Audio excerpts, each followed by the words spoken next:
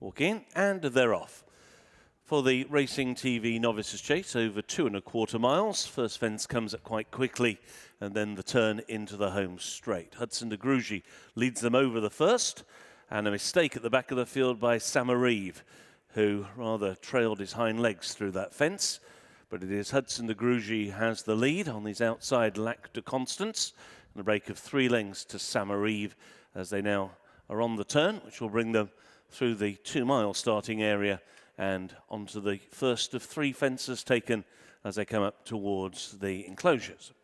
So it's Hudson de Grugy who runs against the inside rail. Towards the outside, the grey is Lac De Constance, and still the back marker Samarive. And now they take fence number 2. Hudson de Grugy just had the lead to Lac De Constance the grey, and much better over the second fence was Samarive. Now on towards the middle fence taken in the home straight. Hudson de Grugy over on the far side no longer had the lead. It was Lac De Constance and Harry Skelton who jumped into lead over fence number 3. The 4th will be the final fence in a circuit's time. Lac De Constance has the lead now to Hudson de Grugy, who will take it in second. Beautiful jump by the leader. Indeed, all 3 were spring-heeled at fence number 4.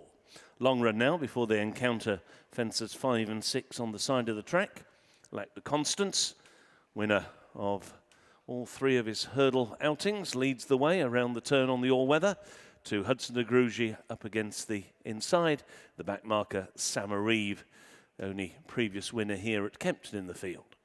So they race on now through the King George start and on now towards fences 5 and 6. Fence 6 being the first of 2 open ditches in this novices chase. Lac De Constance leads Hudson de Grugy. Took the lead from Hudson de Grugy, taking fence number 3. This is the 5th. Lac De Constance again jumps it beautifully. Samarive now takes second on the outside of Hudson de Grugy, and they're at the open ditch. Lac De Constance at it. Again measured it well, led by nearly 3 lengths to Samarive over in second, and in third Hudson de Grugy. Now on the turn, which takes them into the back straight and about to run inside the final mile of the Racing TV Novices Chase. Lac De Constance leads now by 2½ lengths to Samarive, the favourite in second, and Hudson de Grugy last of the trio. So completing the turn takes them now to the first of 4 fences down the back straight.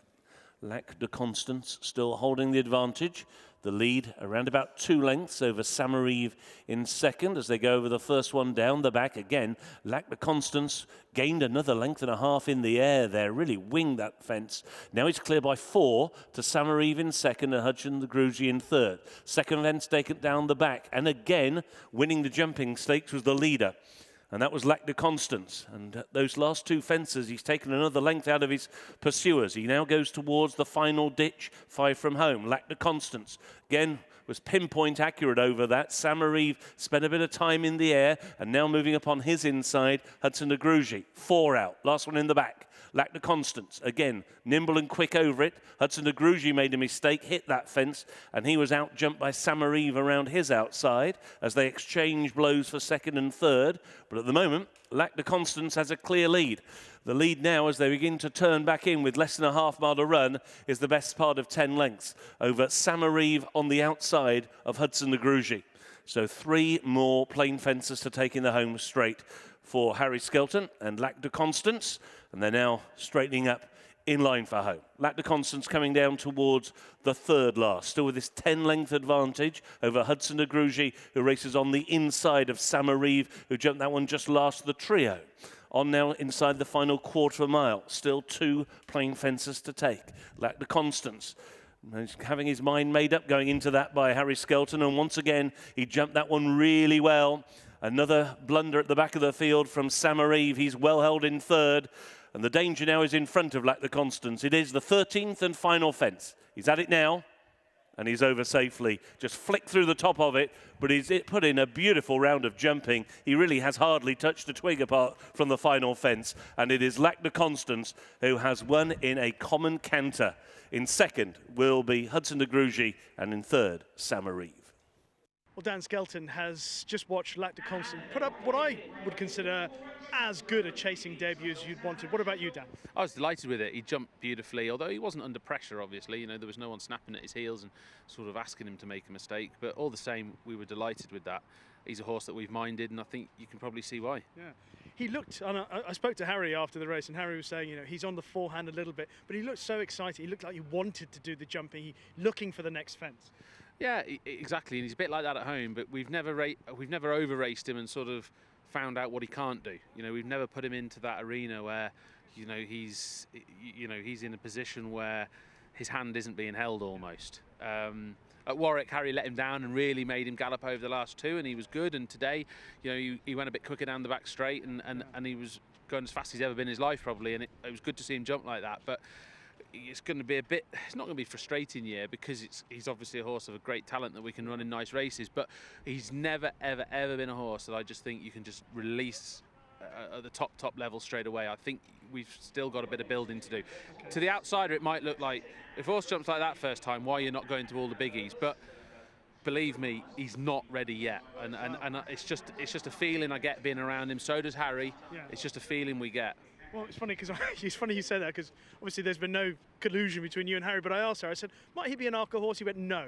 He was adamant he's not an Arkle horse. I mean, is that just a question of distance, or is that a question of time? What is it with him? It's a bit of street smarts, to be honest with you. He's a very honest horse. It doesn't occur to him how much ability he's got. He doesn't try and show off, but he's just raw. He's just between the ears. He's got a lot to learn.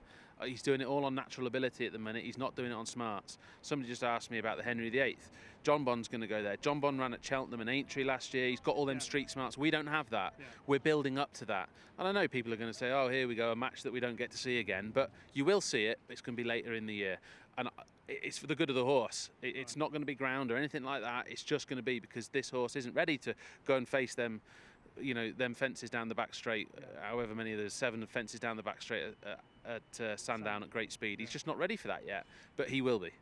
So therefore, what will be the end of season target for him? I mean, is he a Cheltenham Festival horse? Not this year, no, he's not. Like I say, he's just not ready to go downhill at, flying downhill to 3 out and things like that. He's just not ready for that yet. He's always a horse I've harboured, serious aspirations over 3 miles in the future, and I'd love to make him into the best 3-mile chaser he can be, and I just think we've got to be cautious. And I know that's a bit boring and everything else, but the owners have been very patient to get him to this point, and I think now you've seen a little bit of what we see at home. Yeah. Unfortunately, everyone's going to have to be a bit patient to see it as well, because he wouldn't have got to this point if you hadn't exercised caution. Yes. If you'd have just let him go in a bumper and made the run in, and he'd have become a bit free in his mind, and if you'd have just chucked him in the deep end at hurdles, he'd have scattered hurdles everywhere. It doesn't look like that, I know, but we know what we're dealing with from homework. So he's very exciting. We're not ready to just go and release him on the world yet, but hopefully, fingers crossed, one day we are. Last thing, you've already got a very good 3-miler. So how was Protektorat 48 hours after what he did in the Betfair Chase? Yeah, really good. I come out the race really well. We were delighted with what we saw. Obviously, it was a great performance. He was brilliant over all the jumps, and I think that's what made him look as impressive as he was. The jumping was just 10 out of 10. Yeah. We'd like to try and keep that 10 out of 10 for all the races we run in, because it's obviously his biggest asset when the ground is on the slower side. Just really positive. Isn't it amazing as well how quickly the Gold Cup picture changed in the space of less than an hour? Yeah, it is, but that's racing, that's sport. Things happen. Teams ebb and flow, horses ebb and flows, athletes ebb and flow.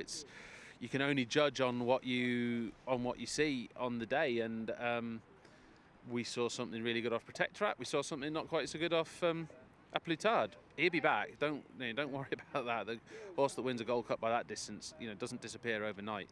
And I'm sure plenty of rematches between us and everybody else will materialise through the year. But speaking about our own horse, I couldn't be prouder. Exciting times ahead. Well done, Dan. Thank you. Watch live racing now on racingtv.com.